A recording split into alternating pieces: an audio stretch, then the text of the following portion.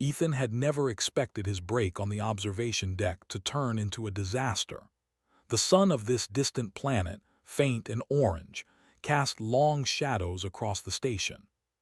He had been sitting cross-legged on the metallic platform, letting the soft hum of the machinery below soothe his mind. The research station was quiet, most of the human crew busy with their tasks, leaving him a rare moment of calm. Little did he know that his peace would soon be shattered in the most unusual way. A small figure appeared at the edge of the platform, moving with grace but an unpredictable energy. The young Zelari girl had bright, iridescent skin that shimmered faintly in the dim sunlight. Her eyes, large and curious, darted everywhere as if the world itself was a puzzle waiting to be solved. Ethan noticed her immediately, thinking she was just another visitor. He waved, and the girl tilted her head, studying him. There was a playful gleam in her eyes, and before he could react further, she bounded toward him with surprising speed for her small frame. "What are you doing here?" Ethan asked cautiously, unsure of what her intentions were. The girl didn't answer. Instead, she stopped in front of him, examining him as if he were a new species herself. She circled him, stepping lightly on the platform, her movements almost like a dance. Ethan shifted nervously, sensing that her energy was not something ordinary. He tried to move back, but the girl was faster, stepping closer with a mischievous grin. Without warning, she sat down on him. Ethan gasped as a sudden jolt ran through his body. At first, he thought he had slipped, but then he realized it wasn't a simple accident. The Zelari girl's seat triggered a subtle energy pulse, something native to her species, that interacted strangely with his nervous system. It was faint at first, a tingling sensation, but it grew stronger with every movement she made.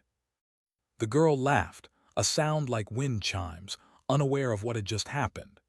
Each laugh, each wiggle, caused Ethan to twitch, flinch, or jerk in ways that looked absurd to any observer. He tried to push her off gently, but the moment he did, a surge of energy connected the two of them even more. He felt her excitement, her curiosity, and even a faint sense of her surprise whenever he reacted. Ethan struggled to stand, but it was like moving in a strange dance he didn't understand. The girl tilted her head, clearly entertained by the way he squirmed. She had meant it as a playful joke, a silly human game she had heard about from other Zelari observing humans. But the consequences were far beyond her imagination. On the station, alarms suddenly went off. The scientists and engineers monitoring the observation deck noticed unusual energy readings. Screens flashed red, graphs oscillated wildly, and emergency lights blinked. "Doctor." Marlowe, the head researcher, rushed to the deck, frowning. "What's going on out there?" she demanded. Ethan's voice was strained, caught between panic and laughter. It's nothing. I mean, she sat on me, and I don't know."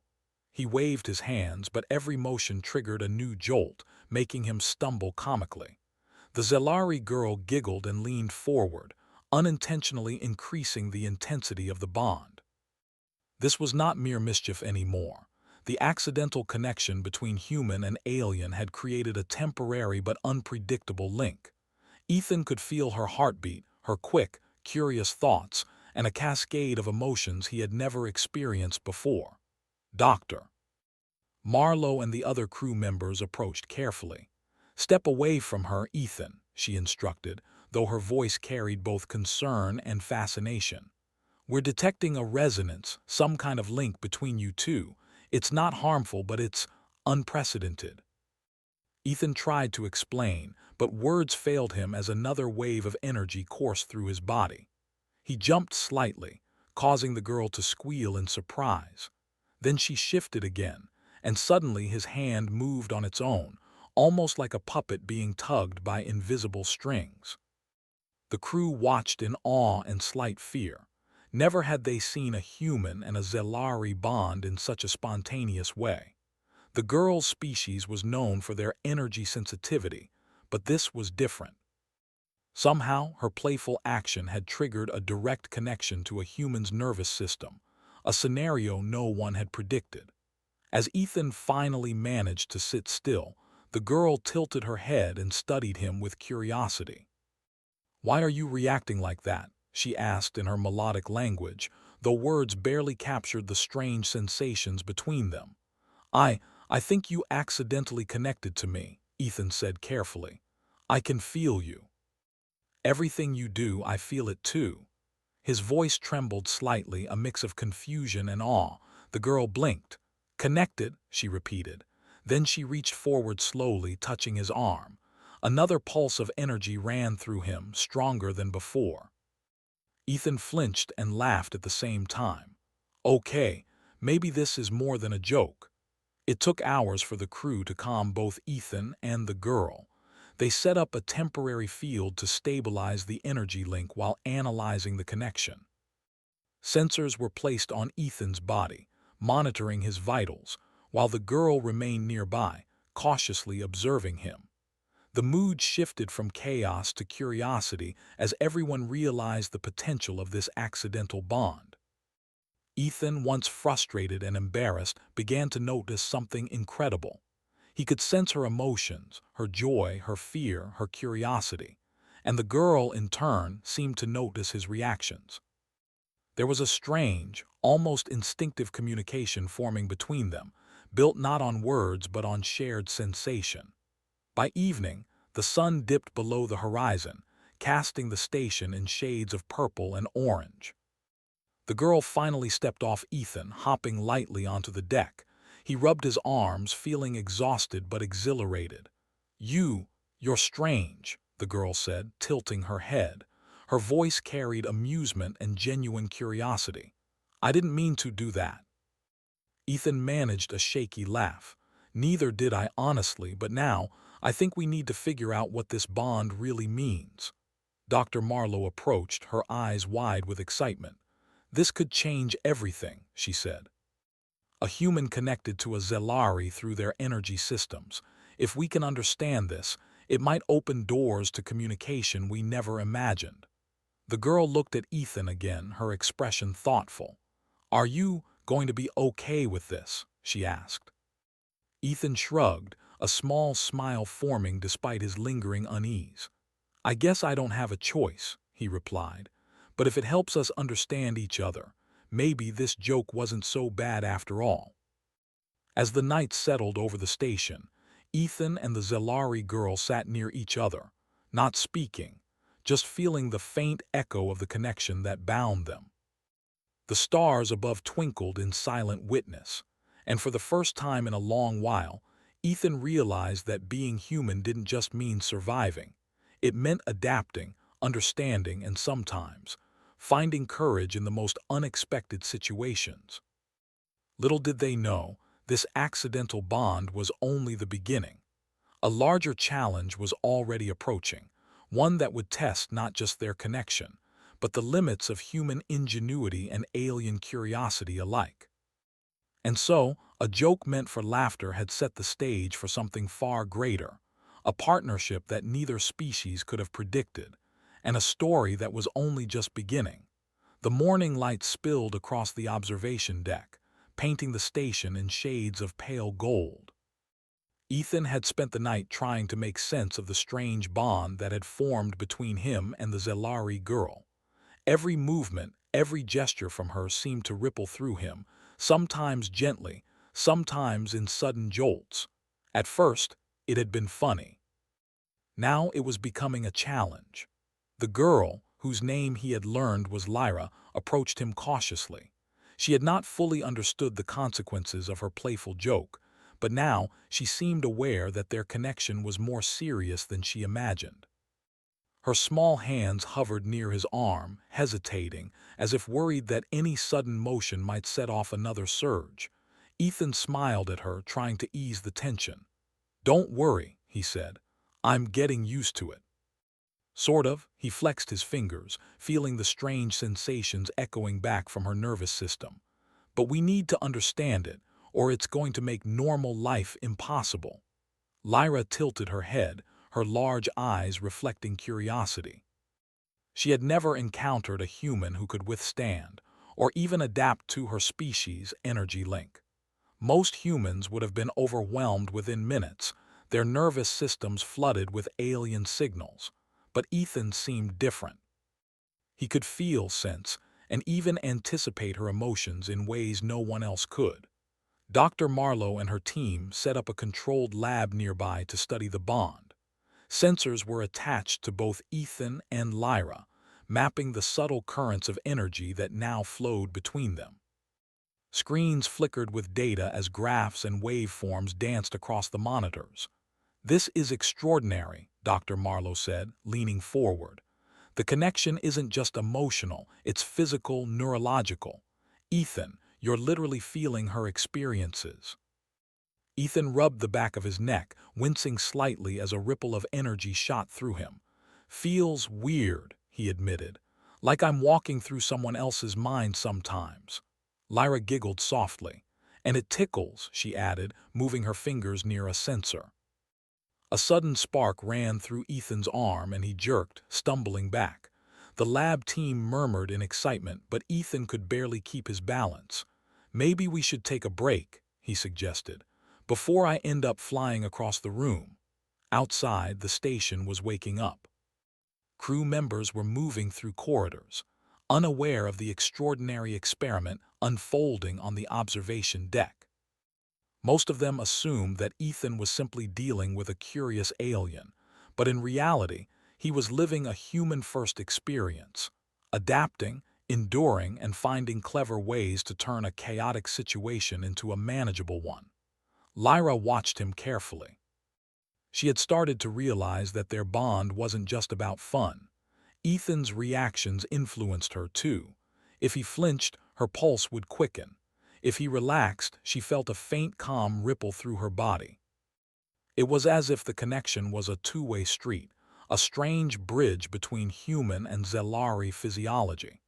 Later that day, Ethan attempted to go about his routine. He needed to repair some of the station's external equipment, a task he could usually perform with ease. But now, every movement required careful consideration.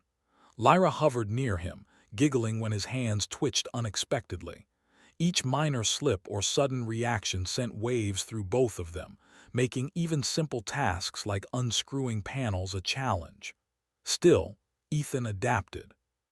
He discovered that he could predict her movements, using the energy link to anticipate her next gesture.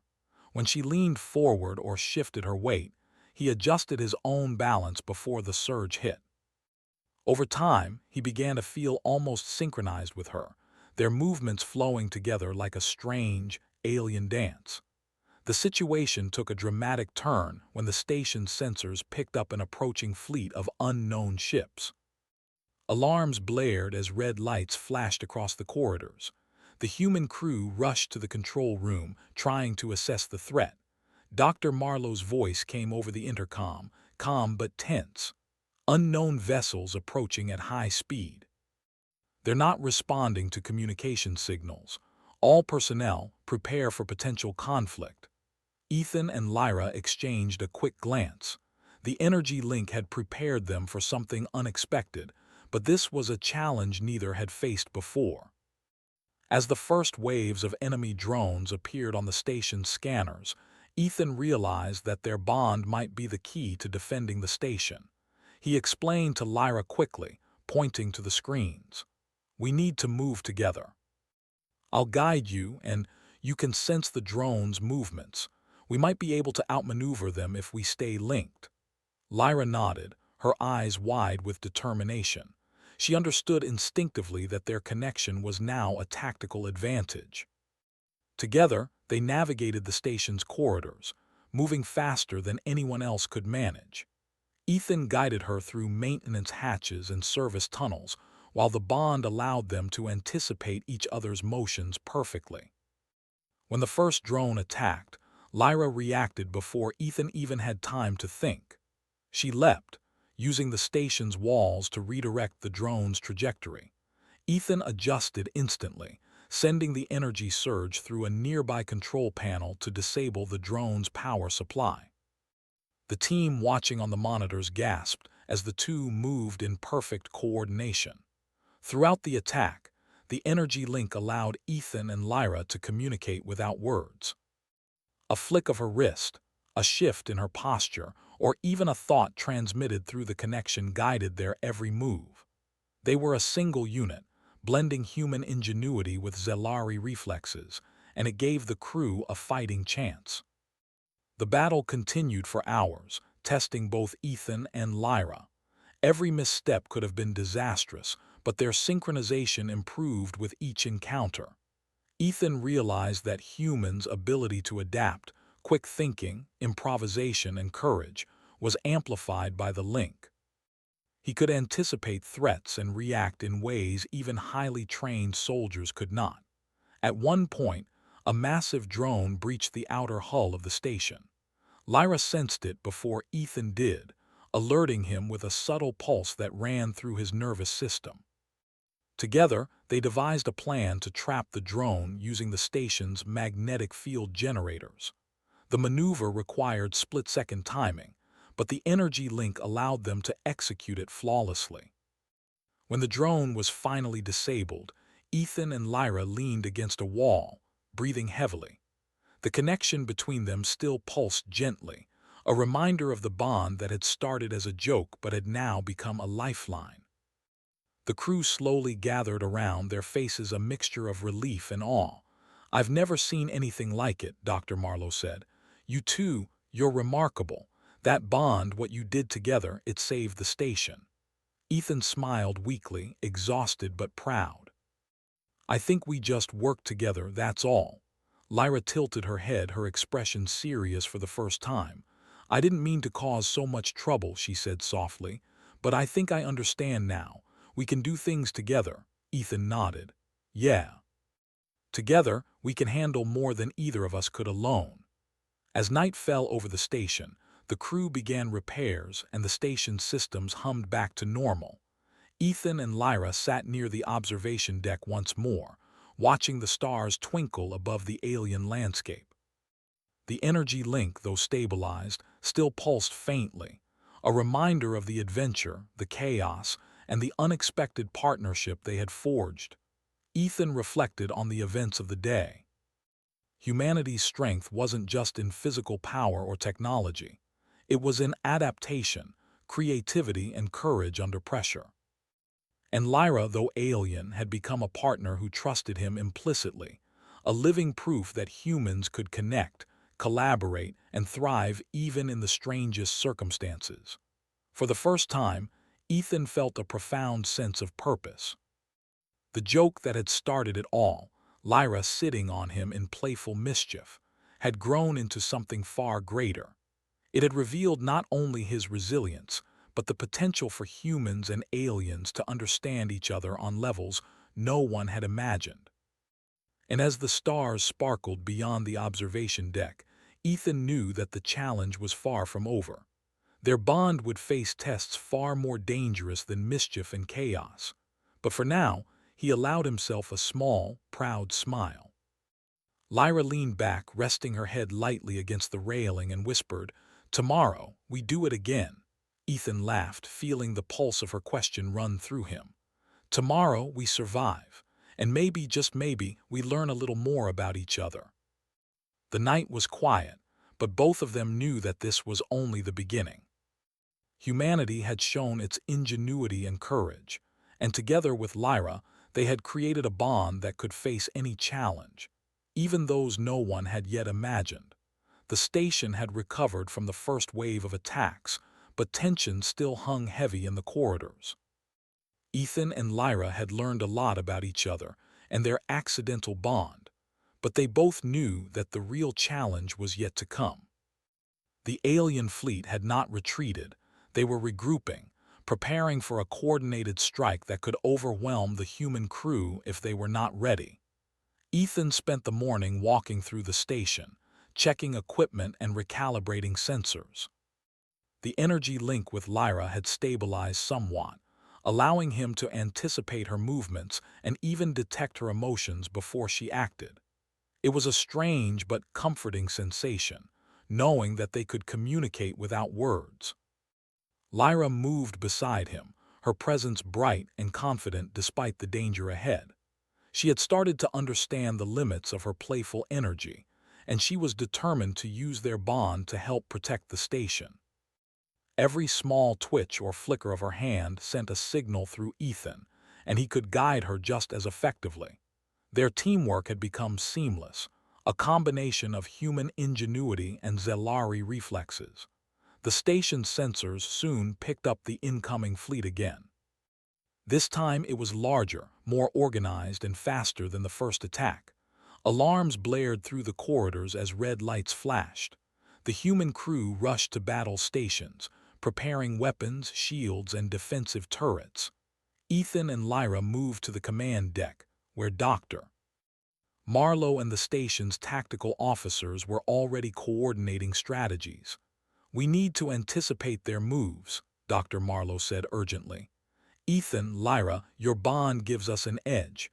You can predict patterns, respond faster than our systems. We're counting on you." Ethan nodded, feeling the familiar pulse of energy from Lyra. He focused, sensing her attention, her determination, and her excitement. Together, they formed a plan. Ethan would guide Lyra to control the station's external defense mechanisms, while she used the bond to sense incoming threats before the systems even registered them. The first wave of ships entered the station's perimeter. They were sleek, fast, and armed with plasma cannons that could tear through metal. Ethan and Lyra worked as one, their movements synchronized perfectly. She activated the defense turrets with split-second timing, while Ethan adjusted shields and redirected power to weak points. The connection allowed them to anticipate attacks and respond in ways no human or machine could match. One of the enemy ships fired a missile directly at the station. Ethan sensed it before the alarms went off. "Lyra, left side now," he shouted. She twisted her body instinctively, sending an energy pulse that rerouted the missile's trajectory into a nearby asteroid. The crew watched in amazement as the danger passed without a scratch. The attacks continued relentlessly. Drones swarmed the station, and larger ships attempted to breach the hull. Ethan and Lyra moved through the corridors, checking systems, sealing breaches, and coordinating defenses. Each movement was a delicate balance of anticipation, timing, and trust. At one point, a massive ship broke through the outer shield and hovered near the station's main power conduit. The crew panicked, unsure how to stop it. Ethan turned to Lyra, feeling her nervous energy spike. He reached out through the bond, steadying her. "We can do this," he said. "Trust me." Together, they devised a daring plan. Lyra would interface directly with the ship's external systems using the energy link, while Ethan manipulated the station's magnetic fields to destabilize its position. It required perfect coordination, precision, and courage. Lyra hesitated for a moment, then nodded. The bond pulsed stronger as they worked in unison. Ethan guided her hands, feeling every thought, every movement. She responded instantly, her instincts and reflexes amplified by their connection. The ship shuddered as the station's magnetic field pulled at it, disrupting its energy flow. The enemy crew struggled to regain control, and Ethan seized the moment. "Now, Lyra." "Push," he commanded. With a final surge of energy through the bond, she activated the station's main deflector system. A wave of force knocked the alien ship off course, sending it spinning away from the station and into the void.